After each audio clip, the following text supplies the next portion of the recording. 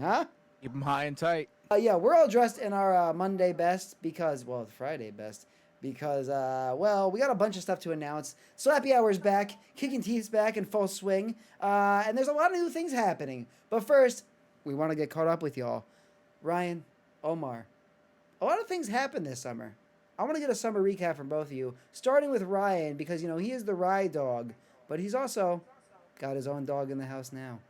Anyway, I'm finally proud to introduce one of my best friends in the fucking world, a new segment where we talk about music, and that is fucking called the Canal Records Review Roundup, baby! Yeah!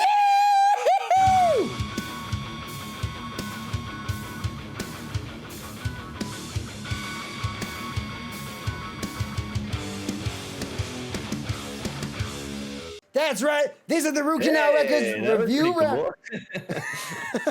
Omar. Who did that? Yeah. Hey, this is Root Canal Records. That is really where we're going to start talking about all of our music stuff. Anytime we do live streams with bands, talk about new albums coming out, we just really, I don't think half of us would be friends without music. I definitely would never have met Ryan without music for sure. No, not at all. So really, we decided everything music-wise, even like bands that we support, if we have interviews with bands coming on, if we're promoting certain bands, or, talking about a show that we saw, or a live set, or we're live streaming like we did with Knife Throat. That's all going to be under Root Canal Records. But this is a segment we're going to do pretty much every week. It's going to be a separate podcast on Spotify and Apple Podcasts, which, hey, rate us and review. 5 stars are great. This is the Root Canal Records Review Roundup, where every week we're just going to get together and talk about some of the, shit we've been listening to. So, yeah. I think that where we're going to start off for this episode is Omar, The Devil Wears Prada. Time. It's a song. Hi. Dude, but yeah. So, the Devil Wears Prada has been a band that I've been I've honestly, probably the first like screamo band that I listened to, or like screamo, whatever you want to call the genre. I know people fucking get gatekeepy about that, but yeah, the Devil Wears Prada I've pretty much been listening to since I was like 13 years old, and they just keep bringing out the hits. They had a moment where they lulled, but like this recent album and like my favorite song on it, Time, is just like them smacking. They're smacking good. It's really good. They're back. The majority of the band are not original members, but it doesn't seem to matter with this new lineup. They are hitting it. Yeah, I like how they brought in like indie rock kind of vibes into the new tracks, but then somehow kept the super heavy aspect of it.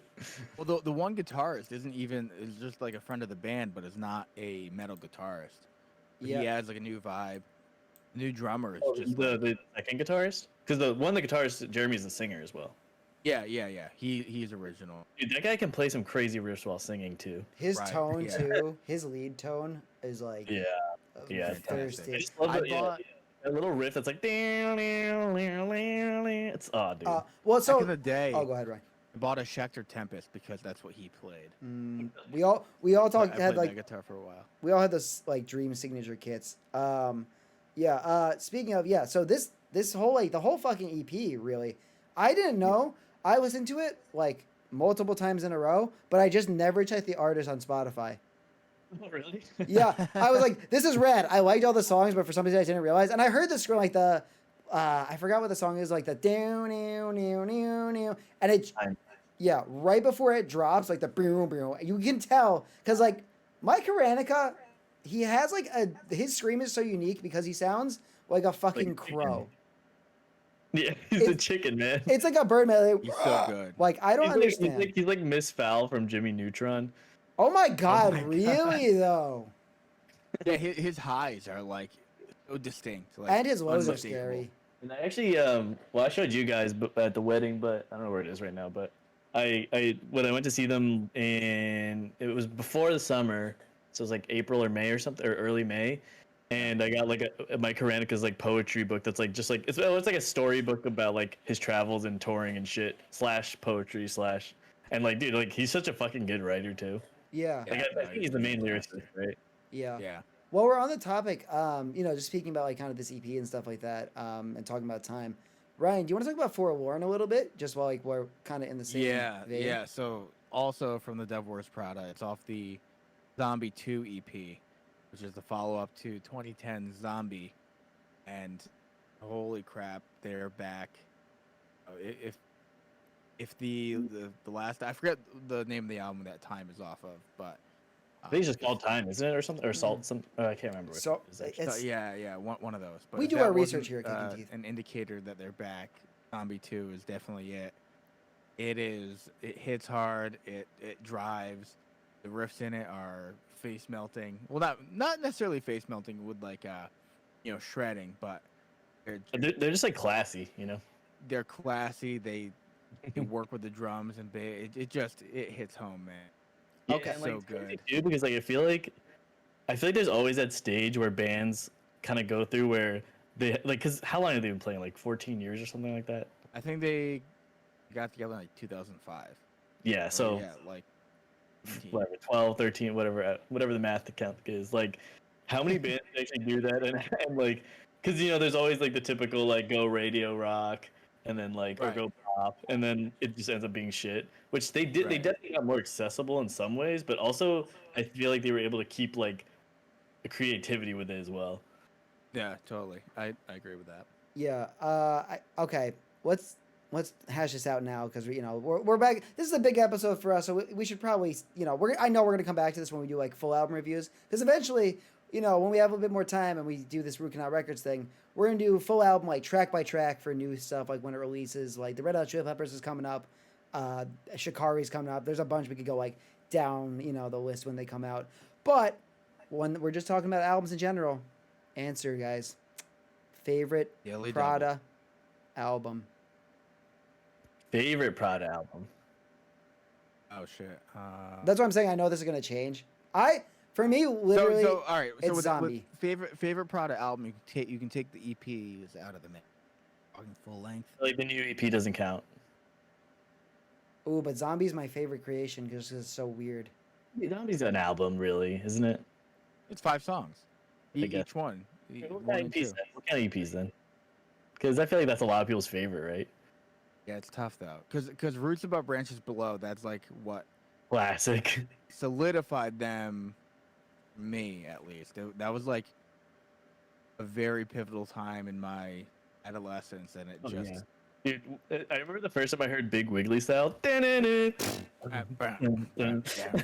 Literally. Like it's just like from face value, it's like it's not anything groundbreaking, but for some reason, like when they do it, it's different.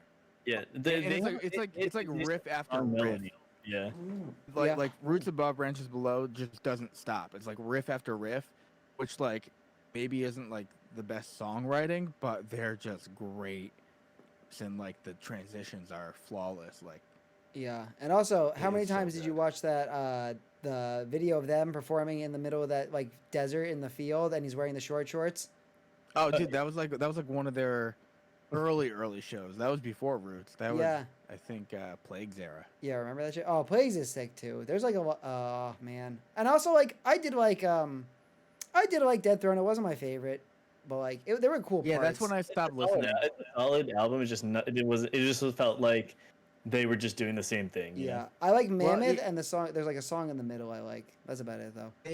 I don't know, when that came out, like it was the same thing, but it just didn't feel the same. It didn't Yeah. translate the same, and Mike Ranica's lows got really bad around that time for some reason. I don't know why. They were He's like watching this. Yeah, maybe like, he very heard right. his voice. Yeah, they got like extra airy and like I feel like there was like a period of time where half the screamers just got shit at singing. They all just Yeah, blew I up. don't know what it is. It was like 2012 to 2015. Like Everyone's like, let's be bad exactly at the same time now. No, it really was. that's kind of like when I started transitioning from like metalcore, like Dead Wars Prada, and like Yeah. To hardcore more. that for kind of sure. stuff to like more like beat down hardcore, and then just even transition out of the genre completely. Yeah, for sure. Dad rock and stuff like that. Yeah. Yeah. Speaking of dad rock, Omar, do you want to talk about Bring Me the Horizon new song "Strangers"? It's not dad. It's definitely not dad rock. I would consider it more like Gen A rock. Well, I haven't even listened to it yet. Oh yeah, so I mean, obviously they're my favorite band of all time. Like even my fucking Tapestry here is a Bring Me the Horizon. Can you Tapestry. pitch it to Ryan if Ryan was not a Bring Me the Horizon fan? Like, imagine Ryan's a Karen right now. I want you to sell this song to us so good. It sounds like a 2000s emo arena ballad where you're gonna sing along, and it's kind of generic. It has some new ideas with like it's like influenced a little bit by hyper pop and shit. That's like really Gen Z vibes. But here's what I'll say, like, because obviously the last album, Post Human Survival Horror, was just pretty much solid all around. It was really good. And this was definitely gonna be more controversial because this one's gonna be like the emo. It's influenced by emo, 2000 screamo, like mall screamo and shit like that. So that's what the influence of this next phase is. So I feel like a lot of people are gonna not like it. I personally liked "Die for You" more than this song. Die for You it grew on me. Yeah, because that song That feels did grow on me. dynamic, interesting. It has like a sick solo. This one is like solid. It's like one of those songs. It's like a solid generic song. Yeah. You know what I mean? Right. Like, There's nothing wrong with it, right? Yeah, like it's like an objectively a catchy song and all that stuff. But it's Yeah. kind of like nothing happens throughout the song. It's just the same thing over and Yeah. over. No, and that's so on Die for You, even though it's like a cheesy song. Like Limalia, you can't compete. It's so good. Yeah, I mean, Fucking that's, good. Die For You is like a super poppy song, but I do feel like it has like some uniqueness to it. Yeah, and they're also a band. Yeah. Oh, go ahead, Ryan. They're one of those bands like with the recent more poppy stuff they've been putting out. Like I'll listen to it one time and I'm like, not sure. But then I'll go back for a couple more listens and it's like, okay, like I see what's going on. I'm pretty much here for it. I still despise most of Amo. Yeah, I know. Yeah. I actually like it.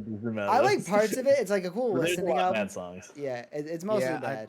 Wasn't too into that either. But what I'll say, because we were talking about like Prada too, and we're talking like today on fucking the review roundup, we're really kind of talking about like bands that are diverse and shit like that, and like really kind of mix it up. Bring Me the Horizon and Prada are similar because they go through changes like throughout, but they've like prolonged and made such a longevity for both their careers, Yeah. especially like every album for the most part, except for like again we're talking about like Death Row and like a couple of Bring Me the Horizon albums sound similar to each other. They still find a way to like outlast by doing new shit, and that's like the best fucking shit. Which But yeah, what I really respect about Bring Me is like just the chances that they take. 'Cause they genre bend so much from album to Yeah. album. yeah, Really, And, you know, none of their maybe albums it doesn't sound the hit. same.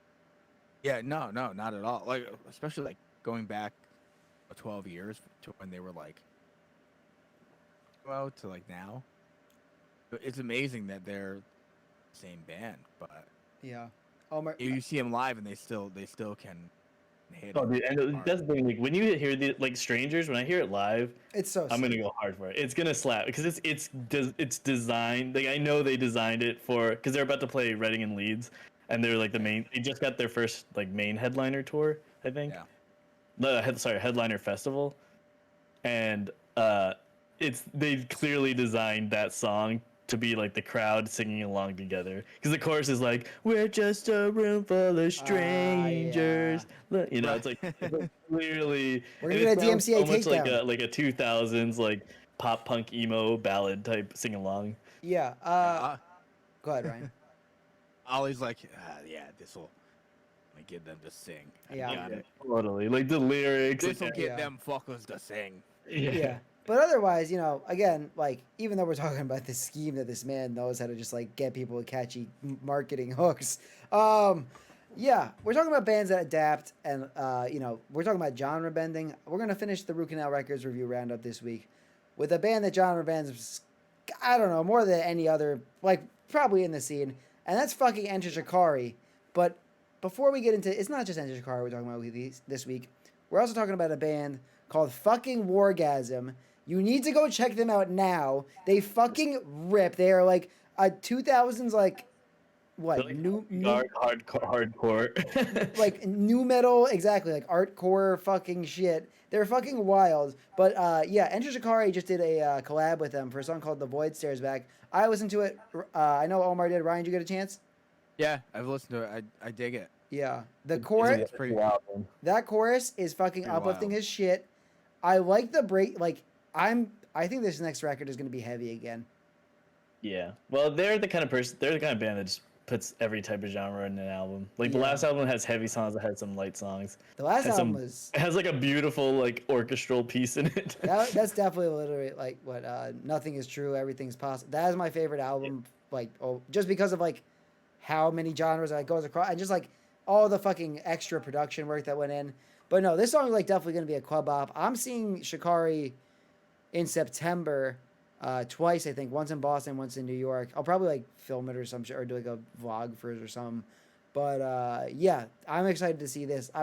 It's giving me hope that they're still gonna like kind of get a little dirty on this one. Yeah. I mean, you're gonna do a Shikari, vlog. I never necessarily like every Enter Shikari song, but I always just like appreciate that they're willing to just do fucking wild shit. Whatever they And want. like they don't give a fuck about trying to be popular, to be honest. It really speaks to the ADD in us. Yeah. Yeah. The fact that they can, mash so much into an album and it Yeah. still like flow really well. Also, Yeah. their shows are so like wholesome, like just in general. But like that, you don't see energy like that any other shows. Like they're just like the crowd. Yeah, live is is- so good. I mean, yeah. I remember like when we saw them a long time ago, and we made like so many friends at the show, and like they were the guitarist was surfing on his, or the bass guitarist was surfing on his bass in the Yeah. crowd. Like they're the That's type the of best. They're a Yeah, band the that I could best, also like man. drink like 5 like G&Ts before and still play like technical music while dancing. I don't understand.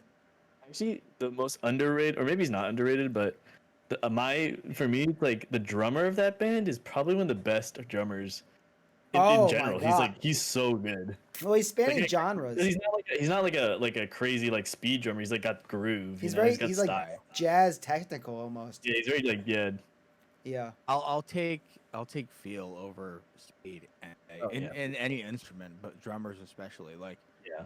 see these metal drummers that can blast beat faster than you've ever seen, but Yeah. He's also a somebody you- drum fill that swings right before a breakdown. I'll take that any day. Yeah. He's also somebody that like like he posts himself practicing all the time because he knows like practicing is like doing your rudiments like what you gotta freaking do. Yeah, which I gotta do more I of. was talking about, we met him at the bar. He was trying to get us in because we didn't have our fake IDs didn't work because we were too young. Oh, And he yeah. was trying to get us into the bar. Yeah, we were drunk and wearing like He was morphs. like, oh man, my blokes, I'm sorry I couldn't get in tonight. Yeah, we got a couple more minutes for Root Canal this week, so we can tell the story real quick. Essentially, Omar and I went to Irving Plaza like 2 months in a row. One was Parkway Drive show, and another was Shikari. Ooh. I wore the green man suit. Omar, would you wear the blue man too? I think so, yeah. Yeah. It was just a crazy show. It was wild. Irving is a wild venue for like the pits were scary. It was when Flash Flood of Color came out, so like Meltdown was happening and the lights were syncing with it. Like it was a bloodbath.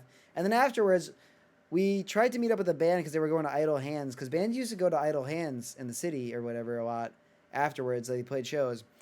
We tried to go there. I didn't have a fake ID at the time. And we're literally standing outside the bar, and he's yelling at us. He's like, "What the fuck, guys? You need you need an ID for everything in this country. Why don't you have an ID?" I'm like, I'm underage. Yeah, exactly. I felt so like lame, dude. It was so, like I could have a chance. And then Laura and I saw them at St. Vitus, which is like the size of this fucking studio, this room right That is here. fun. My brother-in-law plays there a lot. Who we're gonna have on the show at some point. Yeah, we should play on him because he's a dope. He's in like a technical deathcore band. Oh, I got Trashly on the list. Anyway, we'll talk about him more. But so I missed a chance to like drink with them because apparently like we left like to catch the subway. I'm like, we should stay. It was like 2 a.m. or whatever, and they like ended up drinking with everybody and holding the bar down for the rest of the night. I regret it. But what I don't regret is the first ever episode of the Root Canal Wreckords Review Roundup. Guys, this was fun as shit. I love talking about music, and everybody expect more. Oh, Can you act a little more fucking excited about something? what's the